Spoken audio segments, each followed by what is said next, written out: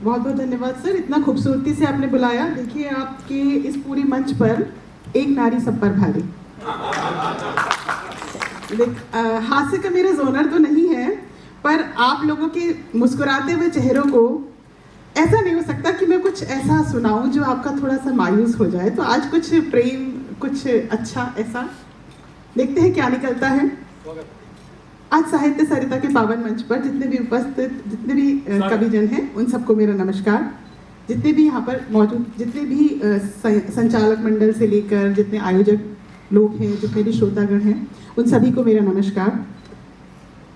सबसे पहले आज रंगोत्सव की शुरुआत हो रही है और आज जो है हम कह सकते हैं एक और पवित्र महीना भी शुरू हुआ है, माह रमज़ान। तो दोनों जब मिलते हैं और रंग ऐसे खिल कर आते हैं, उन्हीं रंगों से अपने शब्दों को डुबोकर मैं आपके सामने अपनी कविता प्रस्तुत करने जा रही हूँ। शीर्षक है रंगरेज। रंगरेज से आप अपने आप को ऐसे जोड़ के रखिएगा कि आप लोगों के पास, हम लोगों के पास में एक ना एक कोई ऐसा होता है जिनके ऊपर हम ब्लाइंड ट्रस्ट कर सकते हैं, एक तरीके से पूरा विश्वास कर सकते हैं, अपने आप को उस पर समर्पित कर सकते हैं। वो हमारा गुरु हो सकता है, वो हमारा रहबर हो सकता है। तो किस्मत की जैसे पोटली से खुशियों की डिब्बियां निकाल रहा था, शहर से दूर कोई शख्स पानी में रंग मिला रहा था। वो रंगरेज रंगता था इंसान का रंग देखकर, वो रंगरेज रंगता था इंसान का रंग देखकर। सुना है हर कोई वहां अपना कुछ ना कुछ रंगवाने जा रहा था, शहर से दूर कोई शख्स पानी में रंग मिला रहा था। उसने रंगी गुलाबी चुनर किसी नई दुल्हन की, जिसकी खुशियां चुनर में बूटों से थी सजी। कोई अपनी चुनर पीली तो कोई धानी रंगवा रहा था, शहर से कोई दूर शख्स पानी में रंग मिला रहा था। बहुत बहुत धन्यवाद।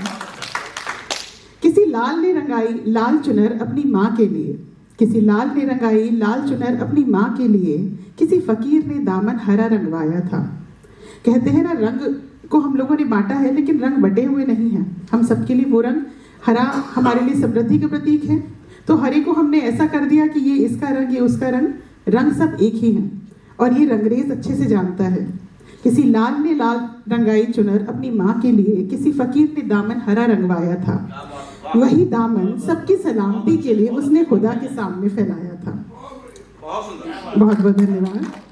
किसी संत की चादर को रंगाकर रंगरेज मन मन में मुस्कुराया था। चटक केसरिया रंगी चादर में शौर्य बलिदान का रंग समाया था। मैं गया उसके पास मन रंगवाने, अब यहाँ से थोड़ा सा ट्विस्ट आया है। मैं गया उसके पास अपना मन रंगवाने, उसने मेरी इल्तिजा को ठुकराया था और कहा, रगड़ कर मन का मैल धोना, स्याह रंग पर कब कोई रंग चढ़ पाया था। बोला, रंगरेज निकाल दे मन से सब प्रपंच, कपट झूठ लालच का काला रंग जो हमारे दिलों पे चढ़ा है। बोला, रंगरेज निकाल दे मन से सब प्रपंच, कपट झूठ लालच का काला रंग, फिर चढ़ेगा तुझ पर प्रीत का हर कच्चा पक्का रंग। बिना लिए तुझसे कोई रंगाई का धन, ये रंगरेज रंगेगा तेरा पूरा मन, ये रंगरेज रंगेगा तेरा पूरा मन। बहुत बहुत धन्यवाद। आपको ये प्रस्तुति पसंद आई और चूंकि समय की सीमा जो है हमको बड़ी कम कर दी गई है और ये हमारे लिए बड़ा मतलब बहुत डिफिकल्ट होता है ना कि आपको अपने जैसे एक माँ के 4 बच्चे हैं, उनसे कहा जाए कि which is your best one, कौन सा सबसे अच्छा है, किसको सबसे ज्यादा प्यार करते हो, तो ये चुनना एक माँ के लिए बहुत मुश्किल काम है। वही काम कवि के लिए भी है, अपनी बेस्ट प्रस्तुति को चुनना कि आपके सामने वो प्रस्तुत कर सके जो हमें अच्छा लग रहा है। क्या पता आपको वो अच्छा लगे ना लगे, ऐसा हो नहीं सकता। जब यहाँ से शब्द निकलेंगे तो आपके दिल तक जरूर जाएंगे। और जब हमने रंगों की बात करी है तो प्यार का रंग एक कोरे मन पर लगता है, चढ़ता है, और सबसे गहरा रंग वही प्यार का होता है। अगर प्यार के प्रतीकों की बात करें तो राम और सीता से अच्छा उदाहरण कोई हो नहीं सकता। और ये मेरी जो ये कृति है, मुझे लगता है कि शायद मैंने अब तक की अपनी बेस्ट लिखी है, तो आपके सामने समर्पित करना चाहती हूँ।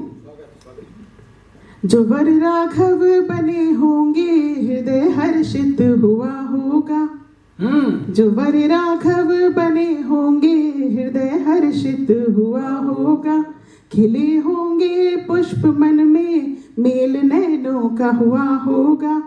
सुना है सुख हो या दुख भाव दोनों का सम होता, स्वयंवर के बाद आंसू सिया का भी गिरा होगा। स्वयंवर के बाद आंसू सिया का भी गिरा होगा। और चूंकि मैं आपको शीर्षक नहीं बता पाई हूँ और इस पंक्ति से आप समझ जाएंगे, ये शीर्षक है सिया के सजल नयन। मैं आपको उनके जीवन के हर पहलू से रूबरू कराऊंगी और देखिएगा आंसू हमेशा गम नहीं लाते, खुशियां भी लाते हैं। यहाँ पर खुशी और गम दोनों का मेल मैं यहाँ पर आपको अपनी अगली पंक्तियों से सुनाना चाहती हूँ। सफर मिथिला अवध के मध्य जाने कैसे कटा होगा। स्वयंवर के बाद जब अपने ससुराल पहुंचेंगी तो थोड़ा समय लगेगा, आज की तरह नहीं ना कि कार है, आपका ट्रेन है और फ्लाइट्स बुक करके चले गए। तो पैदल यात्रा होती थी, पालकियों में होती थी, घोड़े गाड़ियों से होती थी, लंबा सफर था। सफर मिथिला अवध के मध्य जाने कैसे कटा होगा। मिलन का सुख विदाई दुख पर भारी पड़ा होगा। आजकल की बहुओं की तरह नहीं, आजकल की दुल्हनों की तरह नहीं कि नाचते हुए आती है। तो मिलन का सुख विदाई दुख पर भारी पड़ा होगा। खुशी उमड़ी सिया मन में कि कुछ ऐसा हुआ होगा। उल्लसित देख राघव को मैथिली मन भरा होगा। उल्लसित देख राघव को मैथिली मन भरा होगा। क्या बात है। जिस तरीके से आप लोग सुन रहे हैं, जो घनघोर तालियां आ रही हैं, इस तरीके से कोई भी कवि, कोई भी कवित्री अपनी प्रतिभा का प्रदर्शन नहीं कर पाएगा। एक बार जोरदार तालियां दीजिए। ऐसे संचालक को होना जरूरी है क्योंकि यही हमको हमारे मोरल को बूस्ट करते हैं। अब देखिएगा पहुंच चुकी है वो अपनी ससुराल। वहां पर आगमन जैसे बहुओं का होता है, बहुत सुंदर आगमन रहा। तो आगमन पर राम के घर भव्य स्वागत हुआ होगा। रानी है तो होगा, भव्य स्वागत हुआ होगा। आगमन पर राम के घर भव्य स्वागत हुआ होगा। मंगल गीत आरती संग अवध दीपों से सजा होगा। प्रांगण में अवध के जब सिया राघव मिले होंगे। प्रांगण में अवध के जब सिया राघव मिले होंगे। सजल नैनों से सिया का तब आंसू भी गिरा होगा।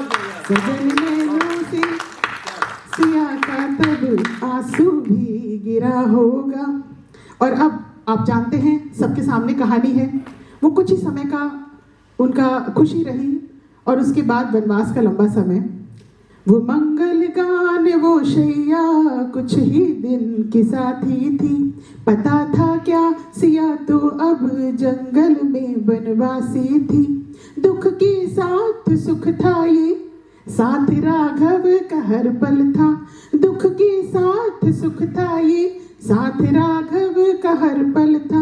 मगर क्या हुआ होगा, देख रघुवर के छालों को सिया मन भी भरा होगा। देख रघुवर के छालों को सिया मन भी भरा होगा। और अब मृग मारीचिका की तरह स्वर्ण मृग ने छला था। जब मृग मारीचिका जैसा स्वर्ण मृग ने छला होगा। रही होगी टीस मन में जो रावण ने ठगा होगा। क्योंकि बात नहीं मानी थी, लक्ष्मण रेखा पार कर गई थी, तो ये टीस तो मन में थी। रही होगी टीस मन में जो रावण ने ठगा होगा। और अब इसको मैं आज के परिवेश से जोड़कर आपके समक्ष प्रस्तुत कर रही हूं। ठगा जाना तो निश्चित है हर एक युग की सीता का। ठगा जाना तो निश्चित है हर एक युग की सीता का। आंख की कोर से आंसू हर सिया का गिरा होगा। मन भारी हो जाता है ये सोचकर कि क्या क्या उन्होंने सहा होगा। चूंकि ये लंबी है पंक्तियां, मैं आपको अंत तक पहुंचाती हूँ क्योंकि एक बहुत खूबसूरत सी अपनी एक रचना आपके समक्ष भी रखूंगी। कोई समय का भाव तो नहीं हो गया? तो चलिए इसको मैं अंत की ओर ले जाती हूँ कि ऐसा नहीं है, सिया के साथ अवध में रघुवर भी उतना ही तड़पे होंगे। वो विरह में तड़पे थे क्योंकि उनकी आंख से जब मोती आंसू की तरह गिरा था। तो अंतिम पंक्तियां नहीं जोरदार तालियां भाई, जोरदार।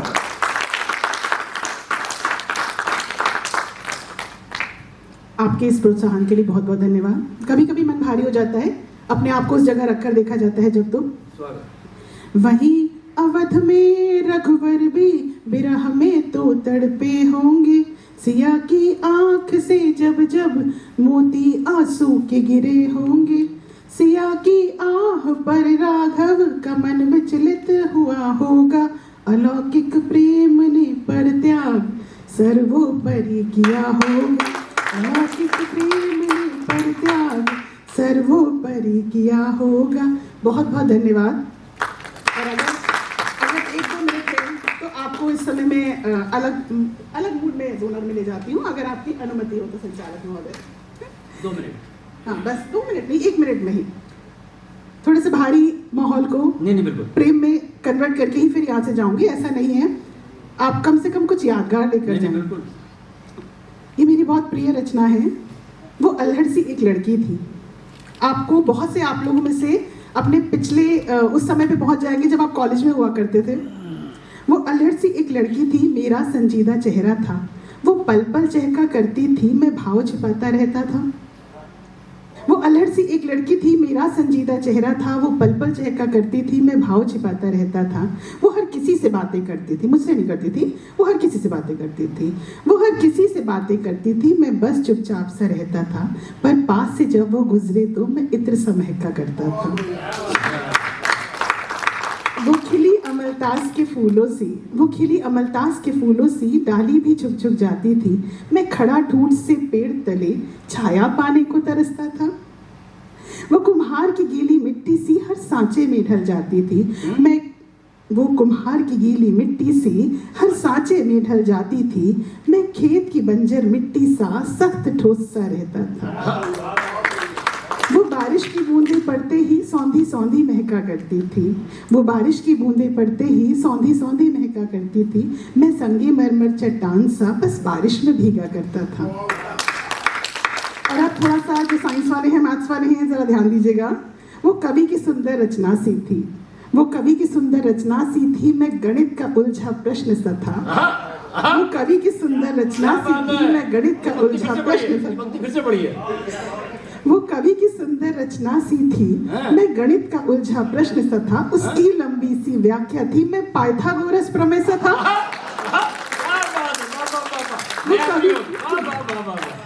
वो कवि की सुंदर रचना सी थी, मैं गणित का उलझा प्रश्न सा था, उसकी लंबी सी व्याख्या थी, मैं पाइथागोरस प्रमेय सा था। और उनसे पूछे जो बच्चे मैथ्स छोड़ देते हैं डर के मारे, ये पाइथागोरस प्रमेय से डर के, तो उसकी लंबी सी व्याख्या थी, मैं पाइथागोरस प्रमेय सा था। वो जब बोले तो फूल झड़े, वो जब बोले तो फूल झड़े, शहनाई के जैसे बजती थी, मैं उसके सम्मुख आते ही शब्द विहीन हो जाता था। मेरे कुछ बोले बिना भी वो, मेरे कुछ बोले बिना भी वो सब कुछ समझ जाती थी, मेरी मौन अभिव्यक्ति पर अपनी हंसी की मुहर लगाती थी।